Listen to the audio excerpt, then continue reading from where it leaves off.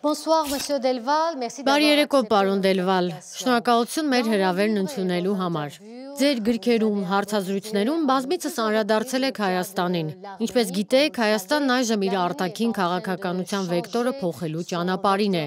Թեև պաշտոնապես հռչակում է, որ վարում է բալանսավորված արտաքին քաղաքականություն։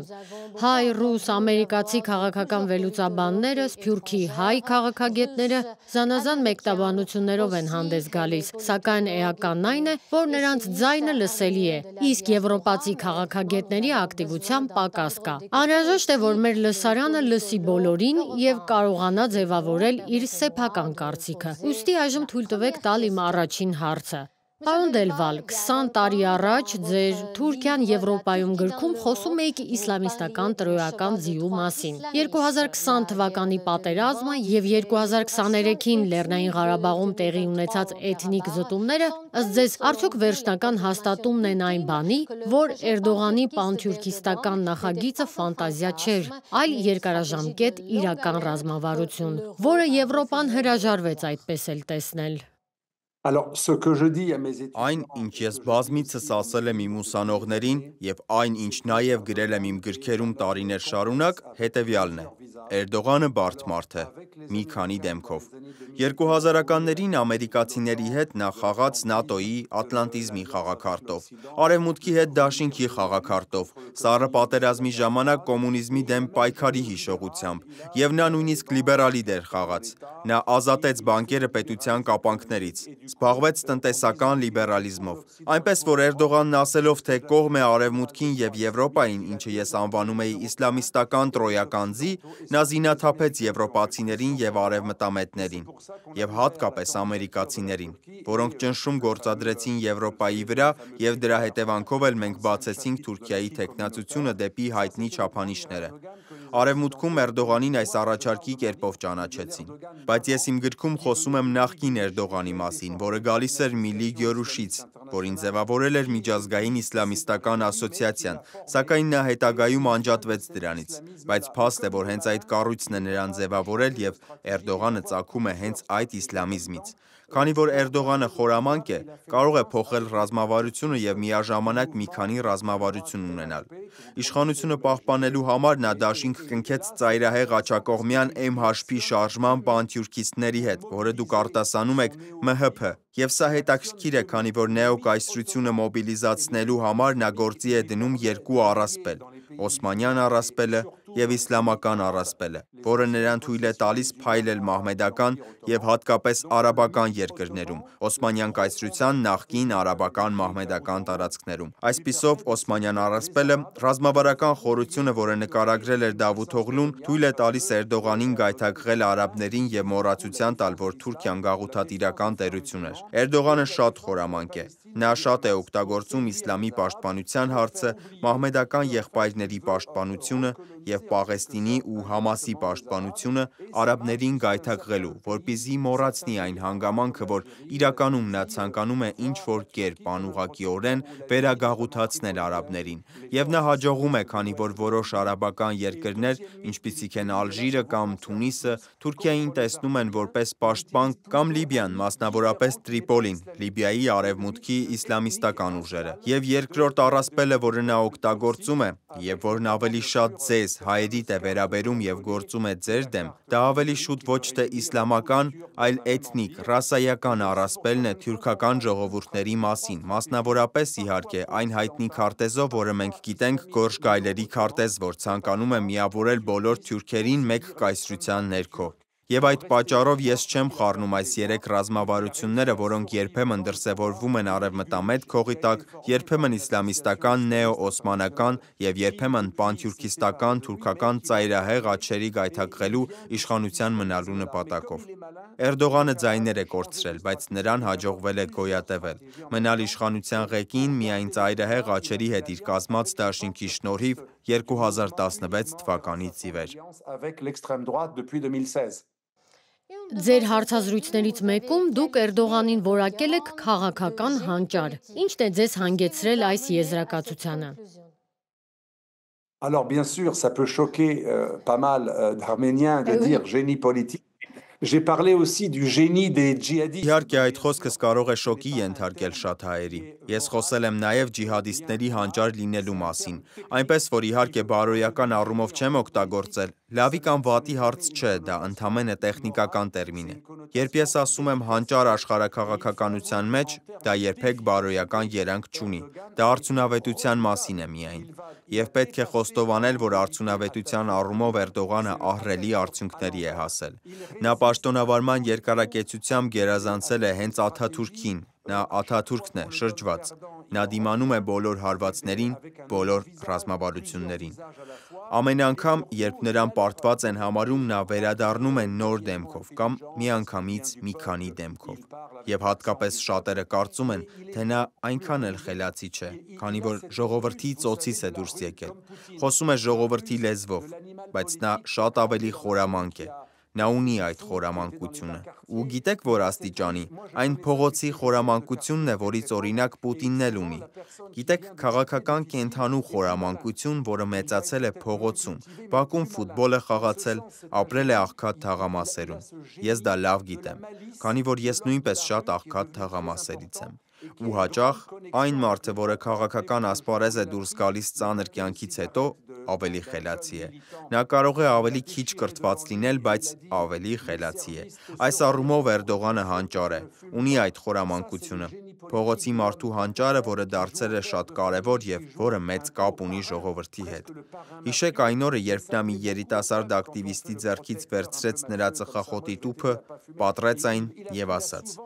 «Իմ հատուկ ծառայությունները քեզ կհետևեն համոզվելու համար, որ դու չես ծխում»։ Հենց այդտեղ է նրա քաղաքական հանճարը։ Իրեն դրսևորում է հայրական կերպարում, որը խաղում է ընտանիքի հոր դերը, որը մի փոքր խաղում է կնքահոր, գրեթե մաֆիայի կնքահոր դեր։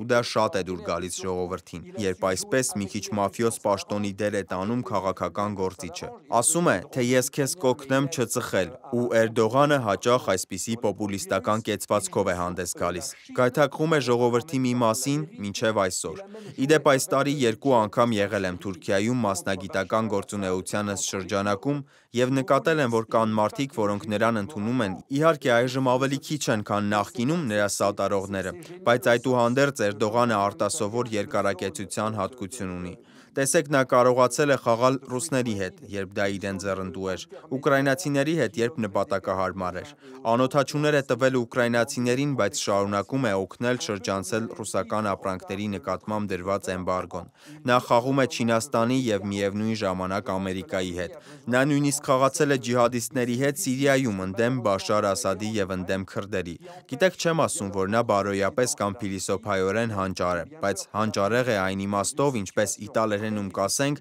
տրանսֆորմիզմի, նա կարող է խաղալ բոլոր դերերը։ Նա իսկական դերասան է, որը խաղում է բոլոր դերերը։ Հիշեք, երբ նա գնում է մահմեդական եղբայրներին տեսնելու,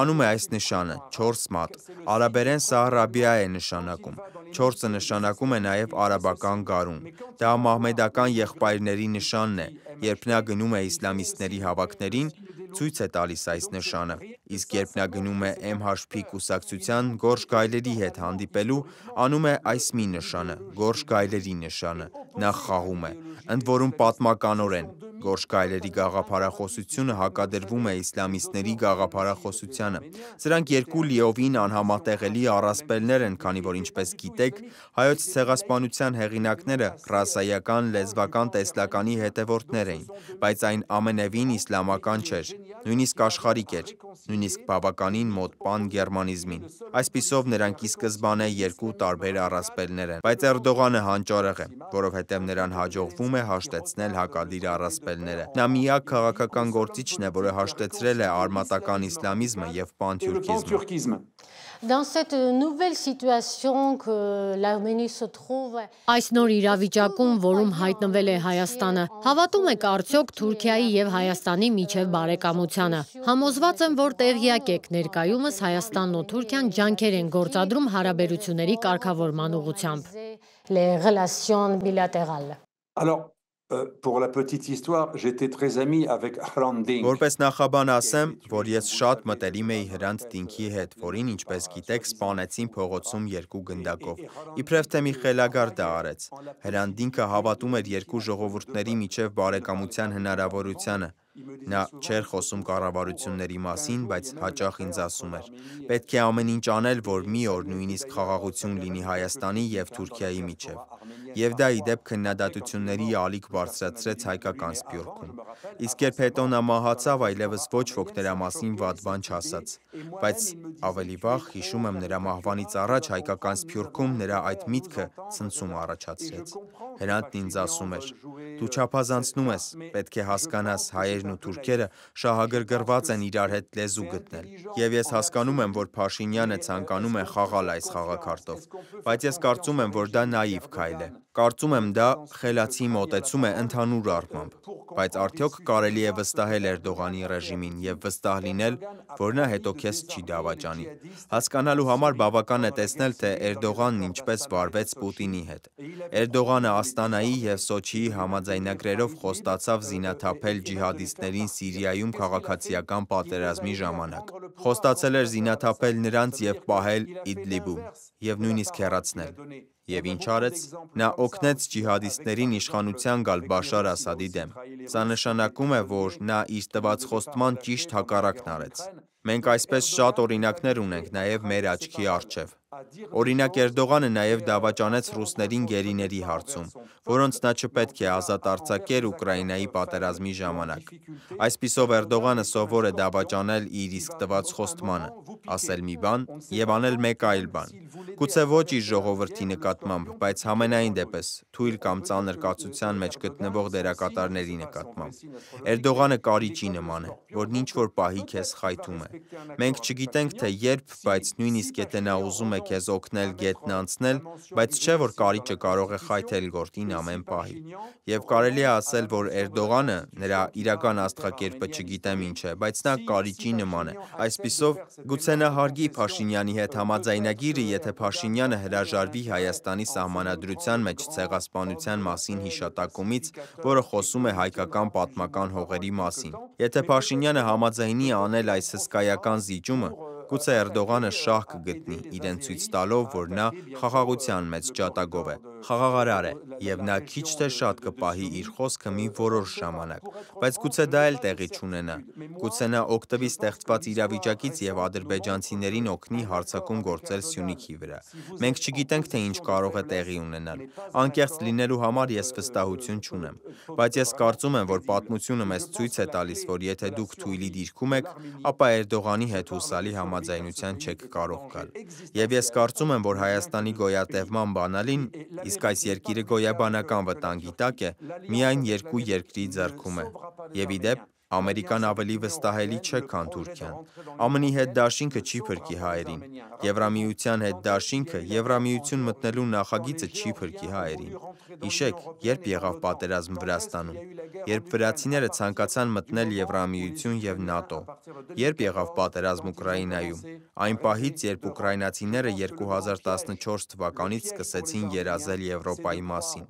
Կարծում եմ, որ հայերի համար ամենամեծ թակարդը պարոն Փաշինյանի նախագծին հավատալն է, որը նման է պարոն Սահակաշվիլիին, որը հավատում էր եվրոպացիների և ամերիկացիների խոստումներին։ Մենք տեսանք, թե ինչ արժեն եվրոպացիների և ամերիկացիների խոստումները։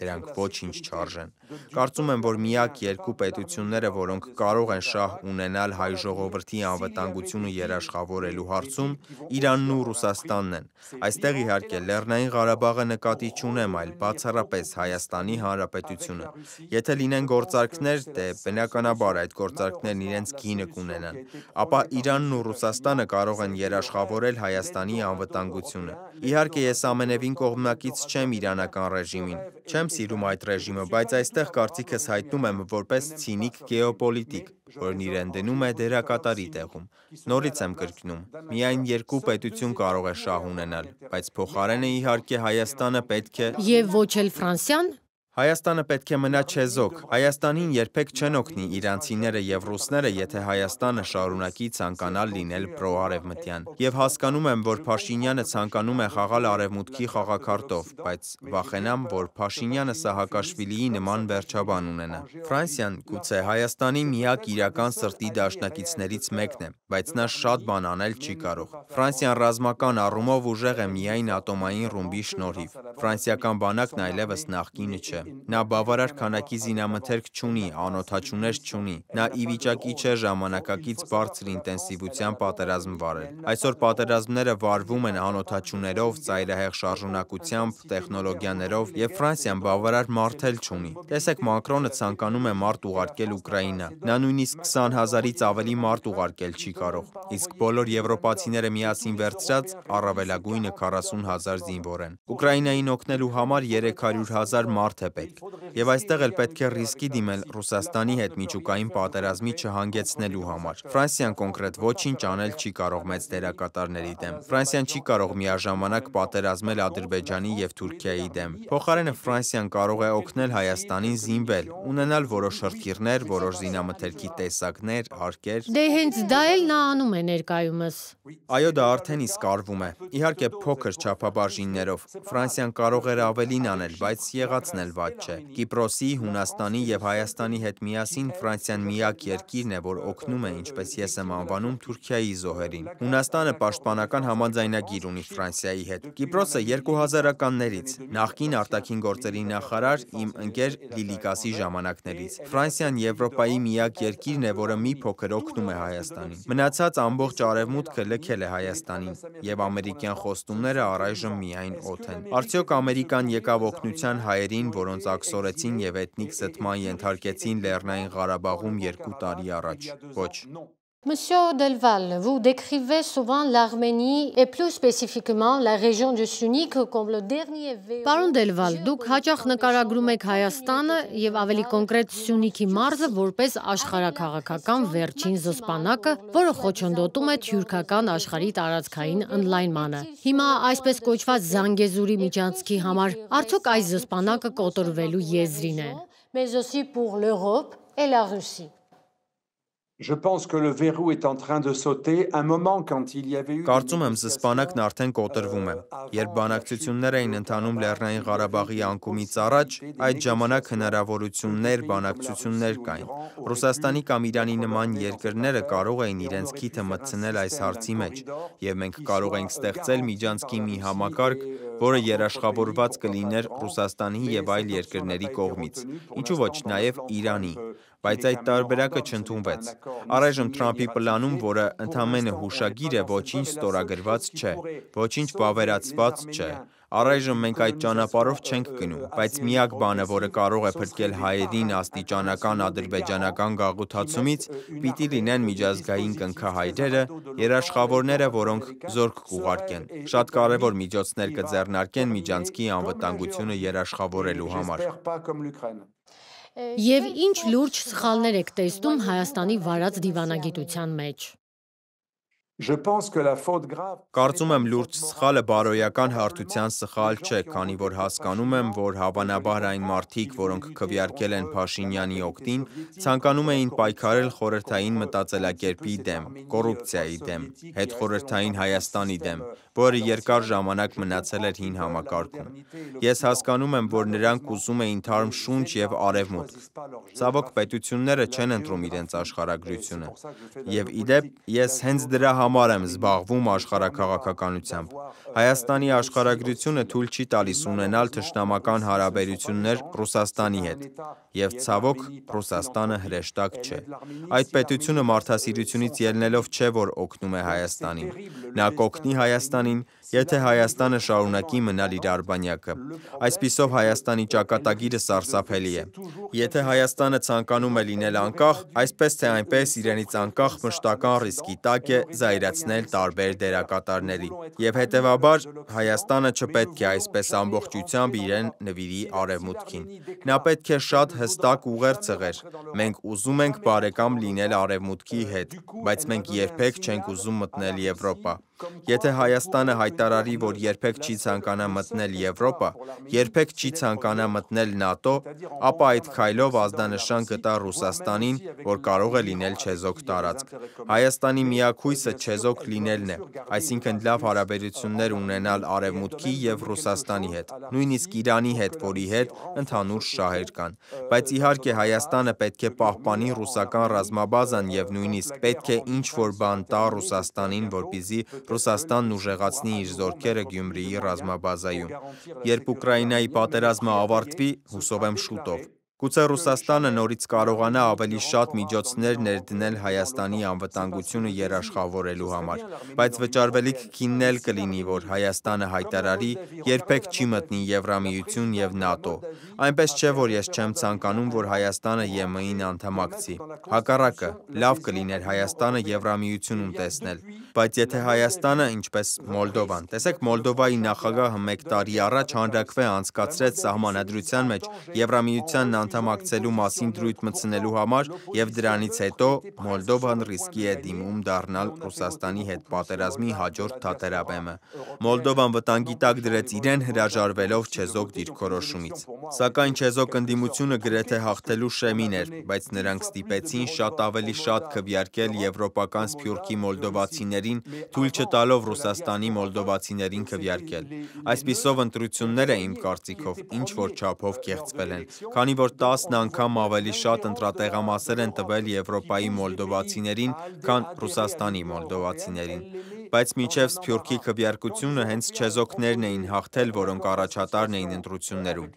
Այսպիսով մենք լավ տեսնում ենք Եվրոպայի միջամտությունը, որը դրդում է երկրներին անդամակցել Եվրամիությանը։ Դա նրանց անհարմար վիճակի մեջ է դնում։ Երբ եվրոպացիներն առաջարկեցին ասոցացման համաձայնագիրը Ուկրաինայի հետ, մենք լավ տեսանք։ Դա հանգեցրեց Եվրոմայդանին, քանի որ Բարոզուն, Եվրահանձնաժողովի նախկին նախագահը, որի մասին խոսել եմ իմ նոր գրքում Հետարևմտյան նոր կարգը վերնագրով, Բարոզուն ասել էր կամ ասոցացման համաձայնագիրը Եվրամիության հետ և փողը, բարգավաճումը կամ Ռուսաստանը, կամ մեկը կամ մյուսը, և արդյունքում այս ընտրությունը մահացու եղավ Ուկրաինայի համար, նույնը Հայաստանի համար է։ Այս տեսակի երկրները չպետք է ընտրեն եվրոպական դաշինքն ընդդեմ Ռուսաստանի։ Ռուսաստանի հետ վատ հարաբերությունները հավասարազոր են ինքնասպանության։ Այո, գուցե պետք է ավելի ճկուն լինել։ Il faut être beaucoup plus souple. Pourquoi? Պետք է շատ ավելի ճկուն լինել։ Փաշինյանի ինչին էր պետք աշխարհով մեկ հայտարարելու, որ իր երազանքը Ամերիկայի հետ մերձեցումն է և Ռուսաստանին Ամերիկայով փոխարինելը Եվրամիությանն անդամակցելը։ Դա նրան ոչինչ չի տա, քանի որ Եվրամիությունը երբեք մարդ չի ուղարկել մահանալու Թուրքիայի և Ադրբեջանի դեմ կռվում։ Երբեք նույնիսկ միայն Ադրբեջանի դեմ։ Ինչու՞։ Որովհետև Եվրամիությունը կախված է ադրբեջանական գազից, որը ի դեպ օգտագործում է նաև ռուսական գազ։ Մենք դա գիտենք։ Նրանք երկու երկրի գազն էլ օգտագործում են։ Փաշինյանի այդ քայլը կարծում եմ շատ անխոհեմ էր։ Փաշինյանին ամենաշատը նմանվող քաղաքական գործիչը Սահակաշվիլին է։ Նա գուցե ազնիվ էր, պայքարում էր կոռուպցիայի դեմ, գուցե անկեղծ էր իր նկրտումներում, բայց Սահակաշվիլին Վրաստանը հսկայական խնդիրների առջև կանգնեցրեց 2008 թվականի պատերազմով, որը նա ի վիճակի չէր հաղթել։ Սահակաշվիլին կարծում էր, որ Ամերիկան կզսպի ռուսներին, բայց Ամերիկան երբեք չի միջամտի և օգնի այն երկրներին, որոնց տարածք Ռուսաստանն է ներխուժել։ Երբեք, երբեք։ Պարոն Դելվալ, իսկ աշխարհաքաղաքական ինչ դրություն կարող է հանգեցնել, որ հայերը վերականգնեն իրենց իրավունքները Լեռնային Ղարաբաղի նկատմամբ, հաշվի առնելով, որ Ադրբեջանն այժմ մեզ հետ խոսում է միայն ուժի և սպառնալիքների լեզվով։ Այս հարցը փոքրինչ թակարդ է, բայց եթե ես ձեզ պատասխանեմ որպես ցինիկ ստրատեգ, ապա այսօր հայերի համար Լեռնային Ղարաբաղը, Արցախը, ինչպես դուք եք անվանում, Արցախը վերադարձնելու միակ հնարավոր միջոցը կլիներ պատերազմը։ Սակայն այսօր այդ պատերազմում հայերը չեն կարող հաղթել, և ուժերի հարաբերակցությունը մեծապես հօգուտ Ադրբեջանի է, որը նավթի և գազի շնորհիվ գնել է շատ զենք։ Ադրբեջանն ունի շատ ամուր դաշնակիցներ, ինչպիսիք են Թուրքիան, Մեծ Բրիտանիան և Իսրայելը, և հետևաբար նա զինված է շատ լուրջ զենքերով, նա շատ արագ ստացել է անօդաչուներ։ Այսպիսով, Հայաստանը կարող է հաղթել, հետ բերել Արցախը միայն պատերազմի միջոցով, որը շատ դժվար կլինի հաղթել, քանի որ Թուրքիան համերաշխ է Ադրբեջանի հետ, եւ հետեւաբար դրա համար անհրաժեշտ կլինի հզոր պետություն, որը մի օր կպատերազմի Ադրբեջանի հետ, եւ դա կարող է լինել միայն Ռուսաստանը։ Բայց ես չեմ կարծում, որ Ռուսաստանն այսօր ցանկանում է պատերազմել Ադրբեջանի հետ, եւ դա ինչ է նշանակում։ Եթե մենք իսկապես ազնիվ ենք, ցինիկ, բայց ազնիվ, այսօր Հայաստանը ոչ մի դեպքում չի կարող վերադարձնել Լեռնային Ղարաբաղը, քանի որ Ռուսաստանը չի պատերազմի նրա համար եւ Հայաստանն իր հերթին բավականաչափ զինված չէ։ Եվ Ադրբեջանի դաշնակիցները այսօր չափազանց ուժեղ են եւ չեն ցանկանում դա թույլ տալ, քանի որ որոշ պետություններ իսկապես առաջնային է, որ Ադրբեջանն ընդդեմ այլ պետությունների, մասնավորապես ընդդեմ Իրանի գործի։ Շնորհակալություն։ Եվ այժմ խոսենք ֆրանս-հայկական հարաբերությունների մասին։ Ներկայումս Ֆրանսիայում քաղաքական իրավիճակը բավականին լարված է։ Հայաստանում հաճախ տպավորություն է ստեղծվում, որ ֆրանս-հայկական բարեկամությունը ձեռք բերում է գրեթե կուսակցություններից վեր։ Արդյոք կիսում եք այս տեսակետը, թե ընդհակառակը կարծում եք, որ այս կամ այն քաղաքական ուժի իշխանության գալը կարող է ազդել կամ նույնիսկ ավելի ամրապնդել երկկողմ հարաբերությունները։ Ես ձեզ մի բան կասեմ մեկ այլ համայնքի օրինակով։ Մի համայնք, որը գրեթե հայերի նման է։ Ֆրանսիայում հրեական համայնքը վերջին տարիներին մեծ մերձեցում է ունեցել հայ համայնքի հետ, քանի որ կա ցեղասպանության հարցը։ Դա Սփյուռքի այդ երկու համայնքների ընդհանուր հիշողության պահպանման հարցն է։ Եվ հիշեք, ֆրանսիական ձախերը, սոցիալիստական կուսակցությունը շատ մոտ էին հրեական համայնքին։ Եվ մի օր հայտնվեց մի աշխարհաքաղաքագետ, որի անունն է Պասկալ Բոնիֆաս։ Այն այսօր ԻՌԻՍ-ի ղեկավարն է, եւ այն ժամանակ նա սոցիալիստական կուսակցության խորհրդական էր։ Մի զեկույց էր գրել, որով ասում էր. Հրեաները 600,000 են Ֆրանսիայում, մահմեդականները 6 միլիոն։ Հաշվարկը պարզ է։ Մի փոքր ինչպես Ջոն Միրշայմերը Ամերիկայում, որն ասում էր, հրեական լոբին չպետք է մեզ ներքաշի մահմեդական աշխարհի հետ վատ հարաբերությունների մեջ։ Եվ այսօր կարծում եմ արդեն կան մարդիկ, որոնք հաշվարկում են։ Հայերը առավելագույնը 500,000 են, 400,000 են Ֆրանսիայում ներառյալ կիսով չափ հայերը։ Ենթադրենք առավելագույնը 500,000։ Թուրքերն արդեն Ֆրանսիայում 1 միլիոնից ավելի են։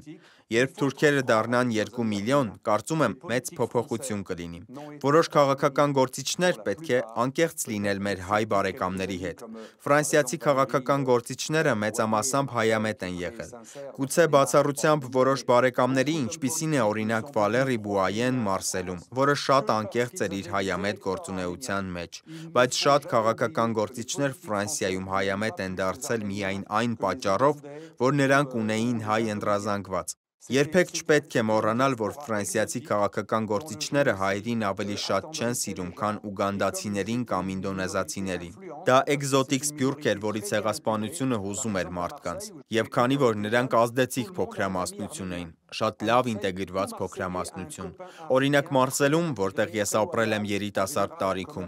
բոլորը հայ ընկեր ունեն։ Մարսելում ցանկացած մարսելցի ունի առնվազն մի հայ ընկեր, շատ լավ ինտեգրված, շատ հավատարիմ, սովորաբար գործարար, որն աշխատում է իր ազնիվ քրտինքով եւ այդ պատճառով մարդիկ հայամետ են դառնում։ Բայց մի օր կլինեն նույնքան ֆրանսիացիներ, որոնք թուրք ընկերներ կունենան, որքան հայ ընկերներ։ Իդեպ թուրքերը նույնպես շատ լավ են աշխատում։ Նրանք նույնպես բիզնեսներ ունեն։ Ի տարբերություն ալժիրցիների կամ այլոց կամ մալիացիների կամ այլ համայնքների, թուրքերը այսօր իրենց լոբբիով են զբաղված։ Ֆրանսիայի իսլամական համայնքում թուրքերը մի քանի տարի ղեկավարել են Ֆրանսիայի մահմեդական կրոնի խորհուրդը։ Նրանք դարձել են հզոր լոբբի։ Նրանք մալիացիներ չեն կամ մարոկկացիներ կամ թունիսցիներ, թուրքերը կարգոկանոնով ժողովուրդ են։ Թուրքը ամենակարգապահ մահմեդական ժողովուրդն է եւ հետեւաբար նա հանցագործության խնդիր չի ստեղծում։ Փողոցում մարդկանց վրա հարձակվելու խնդիր չկա թուրքերի կողմից։ Այսպիսով ֆրանսիացիները աստիճանաբար կդառնան թուրքասեր։ Ես այդ միտումն արդեն տեսնում եմ Իտալիայում, Իսպանիայում, թուրքամետ լոբին արդեն գերազանցում է հայամետ լոբիին, որովհետև կան շատ թուրք բժիշկներ, փաստաբաններ, քաղաքական գործիչներ, գործարարներ, որոնց հաջողվել է նաև գնել լրագրողների։ Նրանք շատ կարևոր լոբինգ ունեն։ եւ հետեւաբար թուրքական լոբին մի պահ կգերազանցի հայկական լոբիին Ֆրանսիայում։ Այսպիսով Ֆրանսիան կմնա ամենահայամետ երկիրը, բայց դա ավելի ու ավելի քիչ տեսանելի կլինի։ Եվ որպեսզի կարճ պատասխանեմ ձեր հարցին, ասեմ, որ երբ ծայրահեղ ձախերը ավելի մեծ կշիռ ունենան Ֆրանսիայում, հուսով եմ երբեք դա տեղի չի ունենա, բայց եթե ծայրահեղ ձախերը ավելի մեծ կշիռ ունենան, կարծում եմ նույնիսկ եթե պատմականորեն Ֆրանսիայի կոմունիստները հաճախ եղել են Հայաստանի մեծ բարեկամները եւ բազմաթիվ պատճառներով, օրինակ որ Թուրքիան ՆԱՏՕ-ում էր, ցեղասպանության հիշողության պահպանման հարցը, նաեւ շատ հայեր վաղուց քվեարկում էին կոմունիստների օգտին, որովհետեւ նրանք աղքատ էին ի սկզբանե եւ այլն։ Բայց կարծում եմ, որ եթե մի կողմ դնենք կոմունիզմը, Ֆրանսիայի կոմունիստական կուսակցությունը, եթե ֆրանսիական ծայրահեղ ձախ տրոցկիստական Մեդիապարտի կամ Բոնիֆասի կամ Մելանշոնի կամ բնապահպանական ուղղվածությունը գա իշխանության, ապա հայերի համար բարենպաստ պայմաններ չեն լինի։ Իդեպ էկոլոգիստներն արդեն ապացուցել են, որ կապեր ունեն թուրքերի հետ, քանի որ նրանք ցանկանում էին Ստրասբուրգում Միլիգյորուշի մեծ մզկիթ կառուցել։ Նրանք պատրաստ էին գումար տալ եւ դա դադարեցվեց, որովհետեւ սկանդալ եղավ։ Բայց այսօր մենք գիտենք, որ ծայրահեղ ձախերի եւ էկոլոգիզմի մի մասը, որը հաճախ շատ ավելի կարմիր է, քան կանաչ, էկոլոգիզմը Ֆրանսիայում հաճախ ծայրահեղ ձախ կուսակցությունն է։ Մենք գիտենք, որ այս շրջանակները արդեն ներթափանցել են թուրքական լոբիզմի շարքերը եւ նույնիսկ ավելի ու ավելի շատ, քան ադրբեջանական լոբիզմ, որի հաճախորդները նույն շրջանակից են, ինչ կատարցիները։ Կատարցիները եւ ադրբեջանցիները Իտալիայում եւ Ֆրանսիայում, որոնց ես ճանաչում եմ, գնել են շատ լրագրողների եւ սկսել են գնել քաղաքական գործիչների։ Հայտնի խավիարային դիվանագիտությունն է։ Այսպիսով կարծում եք, որ Ֆրանսիայի հայ համայնքը, որը բավականին նշանակալի է, ավելի քան 600,000 հայ կա Ֆրանսիայում, եթե չեմ սխալվում, պետք է աջակցի հանրապետականներին կամ վերածնունդ կուսակցությանը։ Ես կարծում եմ, որ Ֆրանսիայում միակ քաղաքական ուժը, որը պաշտպանում է արևելքի քրիստոնյաներին, քանի որ եթե մենք դատում ենք գլոբալ, պետք է հայերին դիտարկել որպես Ֆրանսիայում արևելքի քրիստոնյաների փոքրամասնություններից մեկը, ինչպես Թուրքիայի ասորի քաղդեացիները, ինչպես Իրաքի կամ Սիրիայի արամեախոսները, ուրեմն միակ կուսակցությունը, որը շատ ուժեղ պաշտպանում է արևելքի քրիստոնյաներին, իրականում հանրապետականներն են, պարոն Բրունո Ռտայոյի գլխավորությամբ։ Բայց ես կարծում եմ, որ ընդհանուր առմամբ ամբողջ աջ թևը այդ գծի մեջ է, բայց ոչ վերածնունդը։ Վերածնունդը գուցե միայն այն փաստի շնորհիվ, որ Մակրոնը շատ խնդիրներ է ունեցել Թուրքիայի հետ։ Մակրոնն իր ամբողջ պաշտոնավարման ընթացքում լավ հարաբերությունների մեջ չի եղել Թուրքիայի հետ։ Դա փաստ է։ Եվ իմ ամենավերջին հարցը, պարոն Դելվալ, մեր լսարանի համար, որտեղից է ձեր հետաքրքրությունը հայկական հարցի նկատմամբ։ Votre intérêt envers la cause arménienne? Իմ հետաքրքրությունը հայկական հարցի նկատմամբ զուտ անձնական է։ Երբ ես Մարսելում էի բնակվում, շատ լավ ընկեր ունեի։ Ցավոք տեսադաշտիցս կորել է։ Հուսով եմ կհանդիպենք մի օր։ Նրա ազգանունը Դերդերյան էր։ Նա հայ էր, եւ ես հիանում էի լսելով, թե ինչպես էր նա խոսում իր համայնքի մասին։ Հետո ես ցեղասպանությանը նվիրված համաժողովներում հանդիպել եմ հայերի, որոնք Մարսելում թերթ ունեին, եւ նրանք են իմ ուշադրությանն արժանացրել հայկական հարցը։ Դա զուտ անձնական շփման հարթության վրա էր, ամենևին ակտիվիստական գործունեություն չէր։ Եվ երբ ես գրեցի իմ գիրքը Թուրքիայի մասին, բնավ հայերի համար չեմ գրել, ես գիրք էի գրել Թուրքիան Եվրոպայում, իսլամիստական տրոյական ձի վերնագրով, որը իր հերթին Թուրքիայի դեմ չէր։ Ես պարզապես ցույց էի տալիս, որ Էրդողանն ուներ նախագիծ, որը ամենևին արևմտամետ, եվրոպամետ չէր։ Ես մատնանշում էի, որ Էրդողանն օգտագործում էր Եվրոպան, որ իրականում ոչնչացներ քեմալական զինվորականների իշխանությունն իր երկրում։ Դա իրականում Էրդողանի ռազմավարությունն էր օգտագործել եվրոպական իրավունքը եւ Ամերիկայի հետ դաշինքը զինվորականների իշխանություն քանդելու նպատակով, որոնք քեմալական էին եւ աշխարհիկ։ Այդպիսով Էրդողանն իրականում Թուրքիան վերաիսլամացնելուն էր ձգտում։ Եվ ես դա անվանեցի տրոյական ձիու ռազմավարություն։ Գրքումս նաեւ բացատրում էի, որ Թուրքիան չէր կարող մտնել Եվրամիություն, անկախ նրանից, թե մենք սիրում ենք Թուրքիան, թե ոչ։ Դա զուտ կառուցվածքային հարց է, քանի որ կար Կիպրոսի խնդիրը։ Բայց Թուրքիայի մասին բավականին քննադատական ձևով խոսելու փաստը, քանի որ նախկինում ես նույնիսկ ազդեցություն էի ունեցել այն ժամանակվա ԱՉԵՐ-ի և Սարկոզիի կուսակցության վրա, բազմաթիվ համաժողովներ էի անցկացրել այն մասին, որ Թուրքիան չպետք է մտնի Եվրամիություն, իհարկե դա շատ դուր է եկել հայ համայնքի որոշակի հատվածին։ Եվ հենց այդ հանգամանքով պայմանավորված ես ծանոթացա շատ հայերի հետ իմ գրքին նվիրված տարբեր համաժողովներում։ Շատ շնորհակալ եմ, հուսով եմ մի օր ձեզ տեսնել Հայաստանում, Երևանում, ինչպես նաև հույս ունեմ, որ ձեր գրքերը կթարգմանվեն մի օր հայերեն։ Համենայն դեպս, այն ամենը, ինչ կարող եմ մաղթել հայերին, խաղաղությունն է։ Ամենակարևորը խաղաղությունն է, բայց խաղաղություն, որը չի լինի ինքնաոչնչացում, որը չի լինի լիակատար անպատվություն, իհարկե։ Շնորհակալություն մեր հարցազրույցն ընդունելու համար։ Notre invité était Alexandre Delval, géopolitologue. Մեր հյուրը պատմական գիտությունների դոկտոր, վերլուծաբան Ալեքսանդր Դելվալն էր։